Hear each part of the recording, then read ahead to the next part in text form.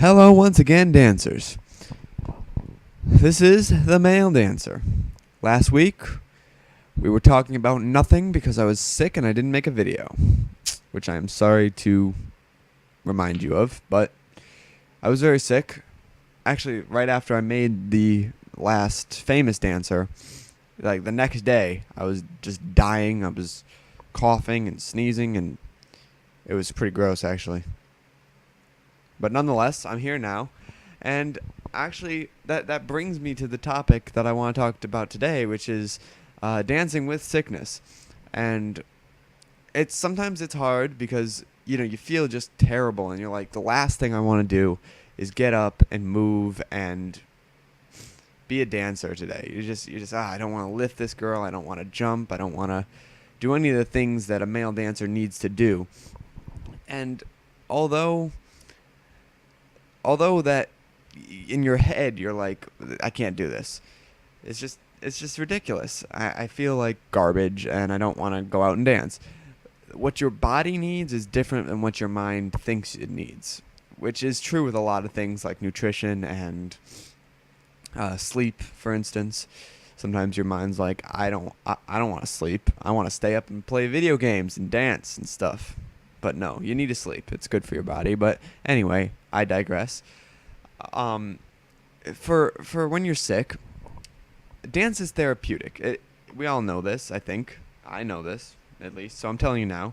It's very therapeutic for your body. And in my experience, whenever I'm sick, if I go to dance and I dance as much as I feel that I can with how I'm feeling illness-wise, then within the next couple of days, I begin to feel a lot better, and I can dance fully to my potential that I used to. But whenever I don't dance, whenever I feel bad, I feel terrible for like the longest time. Like it'll just be like weeks on end of just coughing and sneezing if I don't get up and dance. So you need to there's a fine line though, because you need to make sure that you're dancing enough to keep your body in motion, because that heals your body more quickly than if you're laying on the couch not dancing. And you need to make sure you're doing that, but you can't dance so much that you're just wearing your body down. It's like muscle building. You can't work your muscles so hard that they just don't have time to recuperate and regenerate and become stronger. If you work them too hard, they'll just die, basically. Like it's a very fine line. And you need to make sure that you're doing enough so that it's beneficial, but not enough so that it's detrimental. I can't pronounce words. Detrimental. Detrimental. That's what I sound like. I'm still a little sick, but I'm feeling a lot better. 'Cause I remember like a couple of years ago, I had like the flu and I stopped dancing and I felt terrible for a long time. It was actually a vacation, so I wasn't dancing, and I just felt awful. Then the minute I come back to dance, a couple days later, I feel better again. I can get up at a normal hour in the morning, like 5 o'clock. Wait, that's not normal. That's normal for me. I get up at 5 every day. Welcome to dance, sucker.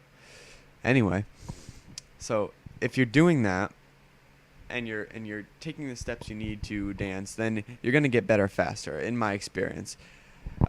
Post in the comments below if you have any experience with dancing sick, feeling like a head cold or an injury.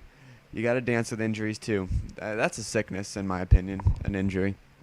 Not major like bone breaking injuries, but like muscle spasms and stuff like that. You got to keep dancing and working your way back into it, and you got to stay active, because when you don't stay active, you lose everything that you had previously to your illness or injury. But post in the comments below if you have any experience with this, with injury and with your road to recovery. And if that involves dance, that's wonderful. Talk about that in the comments. I think that's all I have to say about this topic.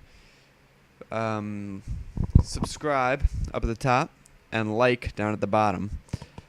And tune in next week for another The Male Dancer. Have a nice day. Bye.